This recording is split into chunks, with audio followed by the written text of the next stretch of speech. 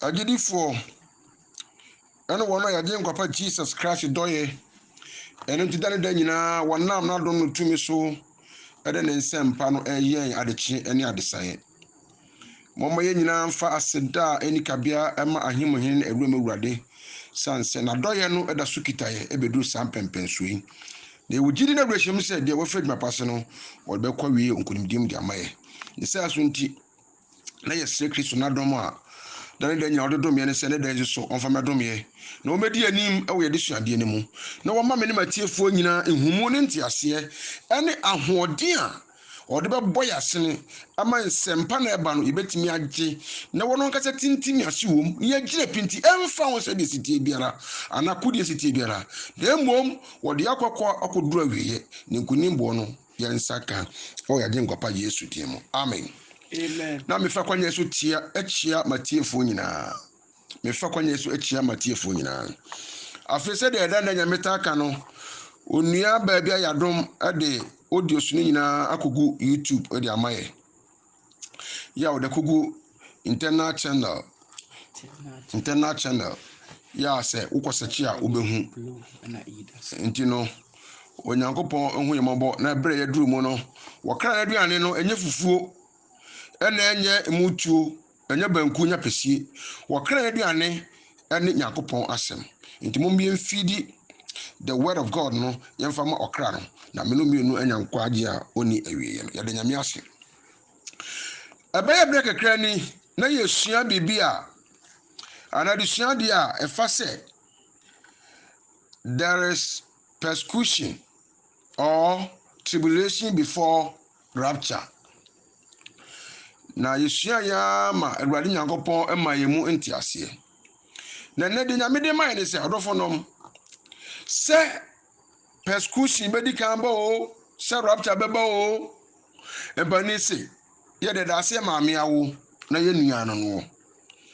na bani ka se ye nim kura nim se dokora eto ahye no na aben ne ye ka eminu mienu ehia si ebehunu da Awurade beba ansa na yesiesie ho ehia si ebehunu da Awurade beba o fi se Awurade nan kasa hyem no mienu bo se Awurade dan beba so no wifo ba omo nka ye ne se asusu nti ene hia ma me no mienu se Kristo maye obeba me no mienu twen no ese se ye dwene ho da biala da eye day by day, hours by hours, minute by minute, and second by second. What I say? It was said that bia de betim bia de bun kompo yo say and nese Kristo ba Awurade akoa Awurade afuna me gina bebe say masiesie me ho don hwere mu masiesie me ho siman mu masiesie me ho kai mu masiesie me ho ana eba saade a na simasima yi masiesie mu eba saade a ena kresa mpase ye ni de Kristo ema ye no ekwai efi se Bible di adanse se me ne omienu se si ya ye twe Kristo ma ye to so mienu no wo hwimbre no eye mienu said ye Isaiah 57 verse number 1 and 2 mi ati ase no so wo fani papa ko obi nwire ho wo 14 ni ko obi fa hye ne yam boni e beba nti na woyi wo 13 ni ko wo so kwasomdwem ohome wo onaye so wele kwa bi ho ne kenkan ne hu se o Bible ne mu edine patre na ye de to aso no ya to din say there is no need for you to know when Jesus would come. Just a young cross, me ne wa ye Yesu Kristo no ekwan no ye behu da kra Yesu be de be ebeba ne ye bese ye hu da Yesu beba ne yakase ye di boni ana ye hu da Yesu beba ne asakira adwana da bi eno ndi no me ne wo de e wo se every present day bia no ye siesie ho hwe Yesu Kristo meto ye de be eto so mienu no fi se da bia da Yesu betimi aba the Bible say yenya akoa pa wo hwe ne wura kwai so obeba awie anopo obeto no se wo wen ne santi se si ye kasai ohwimbre no ebetuma ba se Kristo mama to atasfata asiso Yesu beba no awu kwa na wuo no betimi amba enne ne kina Enti se wo se wa wi adwen se wo hwe se e bia racha no na besi a ene ba beto wa na wu kwa Bible su da se owu achi adwen sa kire bia eni honomo Enu nti bra ye hwe se Kristo beba no na ye adwen se wo wuo so fi se small boat yefo was yase ye ni yase ye tie ni Kristo owuo eye mfaso yete ase yete ma Kristo yewu a yewu ma Kristo enti se yete ase o se yewu o ye Awurade dia enti wosa ka konsisu se wo wuo di dwuma wo yemu saa ne nkwa so ye de be e di dwuma wo yemu e bia timisi enu nti no ehia se ye behwe se afi bi achi bosumi bi achi ena bi achi ansa na Kristo beba no se se anadu ye yekase ye Yesu betimi aba wasiesie ho ana ye hwe se de Isaiah 57 ne kan Odi faze ahoma eti aduonu menso ntwe so ye ba akono e balatifi asem nkwade no aben ose otiri ne yira na obiara mfa na komam na ofa mare ma pakọ obiara so anwene ho boni e beba no se boni e woni panim no ana woyi otiri ni kro na okosum dwemu ohome wo onaye so wona wonante wontim wona wonante Awurade asem wotem hallelujah amen sana fisa bre ko yeso no obonifo so betimi awu no owu achi no adwensa kire ni hono mo the Bible dey say wo kama wote ase ehun wo mfaso sin jata wawu enti yehwe enti se ye kase rapture bebo o se persecution bebo o odofo ne nyina ne se yensiesie ho nsie na da bia betu ye se adechie kra na we flat as fast as you a wanya kontepa bia bu akire obofo that's why you can know say adechie bia na wo hoi ese yense ye do soma ye adwuma enya bosomi asem na nya na wotwe asem enya afi asem e day by day hours by hours minute by minute second by second we me enti ase da amen ediwe Tesalonika ngoma no edi kan no etie ye num ne ntwe so ba kokosi edu ba akono ebia we no so no ya fa no different way enti no ye we be part 1 de yenko Paul ma edi kan che koma Tesalonika fo asafo no eti a eye enum ne ntwe so ye ba kokosi ne yimo ye du ba akono eti fi asem obiara nim da kon de besan ya obiara nim da kon Awurade besan ya ba obiara nim eno na hia se every present day be sisi ho twa Awurade so baba anadwo konko wo mpofiri mu o ba beto se ye de ye twa ne ma to somienu ne nya tamba pa me kra koy na enam no ene mre no eti osi mre no ne nanu Awurade Yesu beba ne ho de enuano magidifo na Kristofo ehia mo se o kire ehia kura se Awurade betwe abreye se wo beba wo kire anana le kire ukuada anase fiada anakosiada Every say, Mamma, me, many way at your Christo, my year, Tosumino, Yankasi, and me, say. I didn't be passing you. I rather remember said ye, or we fool but and a draw, and then a radius Christo. What in the Macon to reform? Now, a bayan for free and enjoy it to reform. To say, rather remember slow you for banner. Na bro, Becassi. At the brain, Becassi. You was soon, any out on. I want to say, baby, yam, my 1 year cost, my Jumel cost, they say me business cost, be added yam. Now, for any panta, a woman. What you say? The city say, Yalia cost any panta, a woman, and now so will be a true amount for Sintidian. Musodafo she Kristo Yesu nguto wana abedwa so papa se dina na mo nachi en hwe sofo nhua no hwe Yesu Kristo ne sua no tutu ana modi Yesu achi na Yesu de wa nya mistake da no wonya so da Awurade me ntase da amen ti brain papa ka so wosomdue wo hoto no ene impofri mara ena se beba wo ena wo se ye beba wo so impofri mara se awokun eba oba wo nyem so na wonya kwan nwane wonya kwanwane o eye mpofrim todofo eno nti na Bible ni kama menum ate ase se persecution medical bo se we na medical bo se akoya tinjie we si persecution medical ba we si rapture medical ba eno nti na Awurade ka ti se we yi o ehia so betwra bre de ehia ne se menum yasiesie ho se Awurade pie na nimonyam a ya ye krado se ya ne kwa na fisi wa mi ati ase okosiesie baabi amai no okosiesie wi a obesan ba befa yakọ eti ne mayere na ye hwe anumu kwai Ni yen se Awurade se obami awi ataso emfa se da ko de sitie biara Awurade betintimi ase ni yen nkunim bo no to so Awurade kwa na modie na menne wa ye gidifo ye nim Kristo asem ne de enianom oni esumu ye ni sumu na dara betum na edana meto ye empofrim se owufo ana oyufo na munyina mo ye han na ye nyina ye han ma eye ne krasa adofo nom de nyame adanse de wodi ehunu se ye nyina de bay ye nyina ye han ma eni ade chiem eti adofo nom enne esum ni hu ana obonefo agapade bi ni wo ho enne Kristofo che sumase na ebo sumase bra na banese se bonsam firi wade a obeda woka na se wo sunkwadu abre so a emotia ebedi wachi na kaka Yesu ka kire se ye ne ye gidifo no de esense ye de kyen ne han de ne ye ni sumunti no enke hia kura se ye betwe Awurade Nyankopɔn meto so de bay amienu no ho fi se de ye aduane se Awurade beba ne yesiesie ho hwe ano ebrebo baba bi obede bay obeto ye se ye wen ye kanya le dawo ye beka se ye tu ya ye krado ba ye fie hyenhyen na wo ma ye monayo kwaso na yenya na jo na esum se sum dia ntwe so ye nsia na tifi asem wen nti ye wen enti mumma ye nase wona enti mumma agidifo ye twe Kristo meto so mienu no waso mumma ye nase wona aka wo ye de bay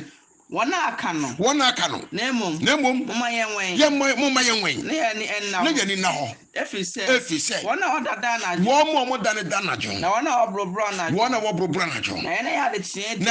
de chie die mumma ye ni na hodofo no ti na meka se ya lie ya ye friend COVID-19 agidifo mumma ye ni na ho Kristofo mumma ye ni na ho na bonifo no pese wo de 6 edane amanfo 9 wo de L edane 7 edema nipa na hwe sa na tie eto se ye ne ya de chie die mumma ye ni na ho kwaso efise wona odada na jo wona obrobro na jo na ye ne ya de chie die mumma ye ni na ho na ye se gidie ni odon katabo ne nkwagye ni daso se dade che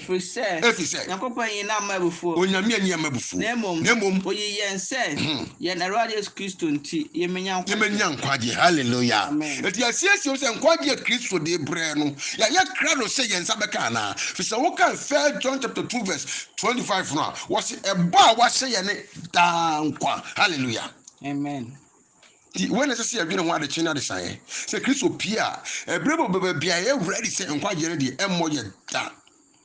And one thing, no Christo adding the Maya Tosumi at two a mad be on. The mad do know what you know. Add the Numujinafa. What the Numujinafa? Oh, and what do you know Sujinafa? The young said to a cafa woman. Na wankasa ehwe ekuo na oframu no se wo ye badwema ana wo ye ekwasea koso Matthew sempatie ya duonu enum ne ntwe so ba kokosi dumiensa Onti na Matthew asempa etia duonu enum ne ntwe so ba kokosi ni mu a eye edumiensa na tifi asem Emabaawa emadwema ne emabaawa nkwasiafo what emabaawa madwema ene emabaawa nkwasiafo Eripa ne adu wonu wache mienu enum aya badwema wo mo trase dwene konkan ehunu de besie no mahu ahosiesie ene ahombobo ese so mo yo na nkwasiafo ne de wo mo yo mo niema basa tidare da nyina niema to wo mo bufiri mo eti ne menu me ne Kristofo no so ye badwema fo ana se ye nkwasiafo wo abeyi wade ano Awurade hu mo boda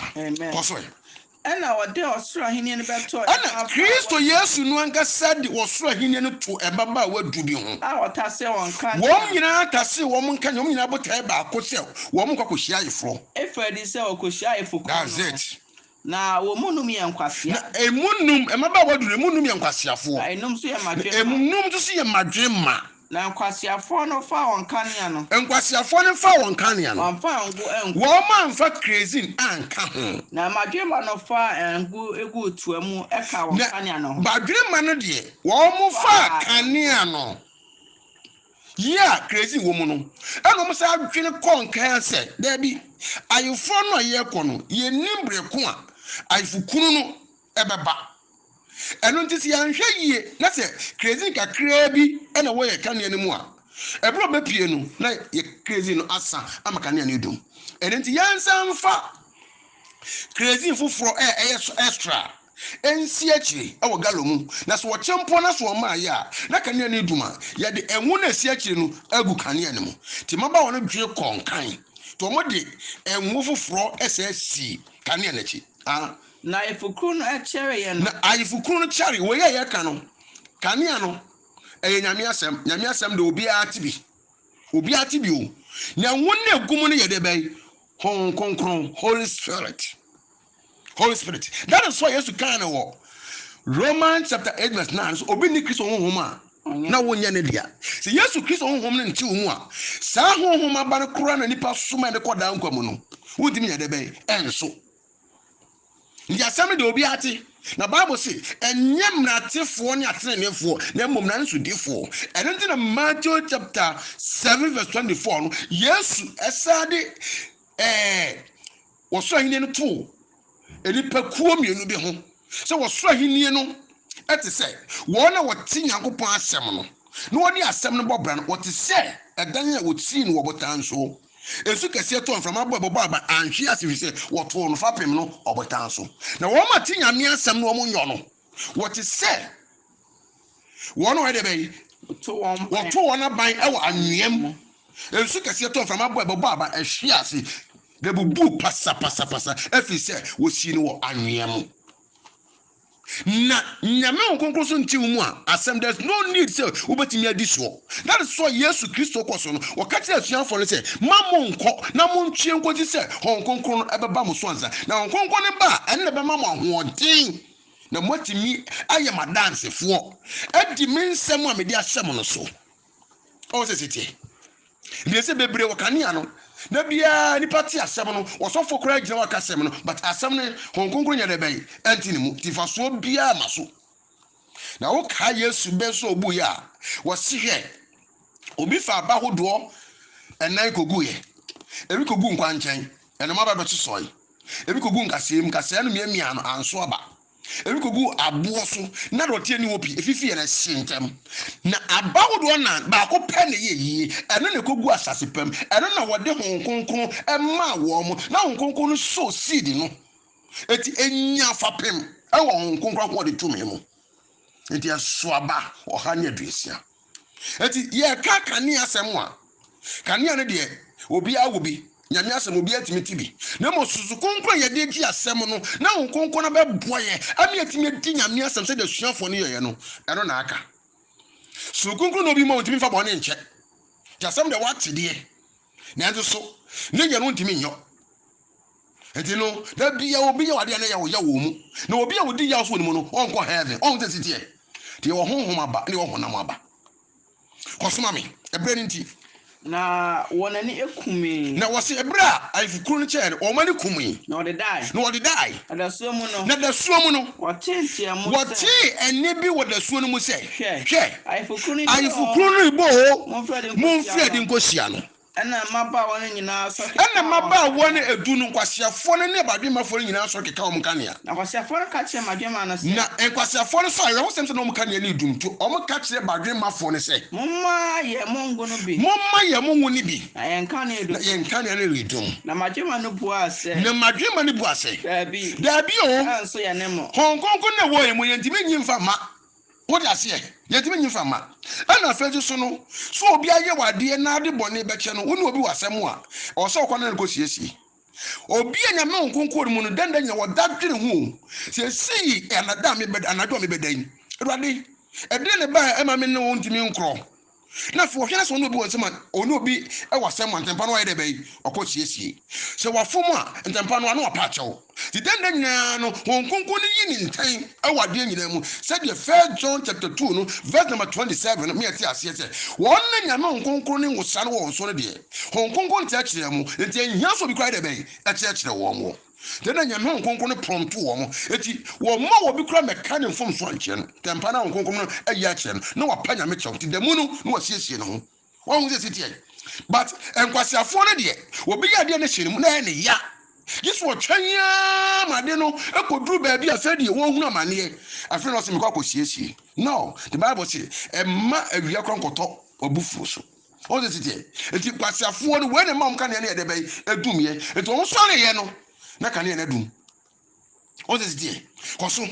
Na majema no bo ase. Na majema bo ase. Dabi o. Ansu anemo. Na monko wona woton no nchen gongo tobi. That's it. Na akwakoto bie no. Na wakwakoto be fa na akwakwa ne ukro kosiesie won ntem asem. Afena no wadan fukwa kosiesie. Afi obi ane ne wo akayo ana wabu na faso no afena akopa ne kyew. Obi a waye ne bone no wafom no no. Na that time wan fa nje no afena akwa ne kosiesie. What is it here? Nti ama wo kan ya ne dum eto wo kwa so mkokọ ye siesie aba no afukuru bai na wana wasiesie no ma ya ready no ene ne kwa afukuru na on say we dey na Bible case ehia so betwe da na brero ba bi ma fo de wo mo dwire konkan wo say ehia time obeba bia de ye twen no on say titie and he say persecution be di kan bo say ram di kan bo o mo twen yim to mo twen ne sa no obae no wo so mo asiesie o mo no ene ne koi na wato pno no na achi no maba wa aka no so eba beka maba wa aka no ko ye a omusan ba ye no o ma ba ka say owura hini ye na wo ka chon say ene kure me ka chon say minim ba bi amofri enti mo wen na monim da ye nim da ko anadon ko a ye wura na besan ye ba Kristo na ka so kura dia da je so no anim abofo onim enti me nua dofo yi ehia o na mmom yeso odo ye nti wa ma ye ho nsenkyerene se di nso beto a mframa di kai se di wo ba pemfo be wo a wo hu nsensan ye no sa pepepe na Kristo mpese ne ma ye no ebefu ye mu we nti ne nne ma nyina ekoso na dofo ha me se me ka kire matiefo nyina se enamo mienhwa asofo edi yanimo saa bere wiase mu yie papa na Yesu Kristo wone ye ho wose ni fani kwan a won ba no hia mrem enna obetie na osofo odi domanim wose me makokko bo vaccine eto obi aso konko bobi adofo no ebre ya duru mu no mesihwe Yesu Kristo ne sia no ehwa sofo ehwe odifo yes na de nkwaje ne brewo enye osofo se sofo gina won ka nyame asam nkwaje mu akwan so kyewa amen na mom so dane ne ho ani na fe ne de wo fa nipa hyehye wo fa nipa pe na wo fa nipa mra na wo gi nyame de hye na no to wo de a odofo enipa hyehye nipa nsusuye emfa nipa nkwaje mu the Bible say honam mbode bofa so no sa na honhom de no e won ko e wo hoyi ene de beba no odofo so bo say mo hwe men siam se me Kristo me de bay mi siana no torofo se opo bi di na your mentor oni Kristo Yesu won na wanya bone da etihwe Yesu Kristo ye siani memu dia na so no won na wudie me no nye no nkwa wo bia me wonyi ye nkwa Kristo nkuto eti Yesu mpese ni wo bewu memu dia so be ye kwa ti na dai woni na ho papa woni na ho na Bible bom no nye no kokko was yan hwe ye no obi anadae na nye obi ase asofo adifo ene asempakafo na dua na ba ede hu dua kro ena yumre Kristo ntina ni mo nkyerɛw amen na ono mo a na mo ni na ho ewo wiye bre mu na nya ho hiesie da ne da nyinara na Kristo pietume ni mo nyam a mennem enya ne nkyɛ trabia pa na fe yakwa home na Kristo nkata bepe ni wam nisuo bo sonfo awade kwa Samson agye bremponi enti ehia se me no behunu eda ko awade beba we ye part 1 edi part 2 so ebebrem me chia mu pi maba